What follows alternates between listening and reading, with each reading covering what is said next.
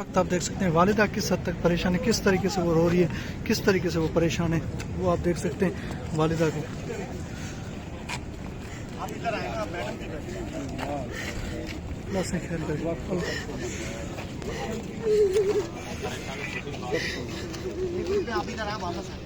कैसी औलाद है यार, किसी की बेटियों को ऐसा ना करे।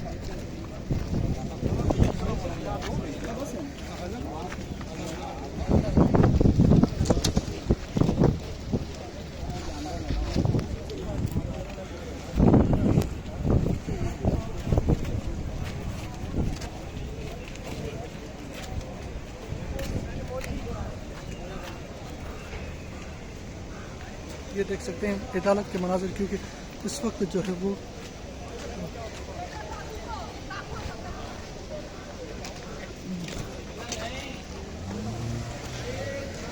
वालदा में जो है वो पुलिस के बाकी के विलन का किरदार अदा करें। ये देख सकते हैं जहीर को ले जा रही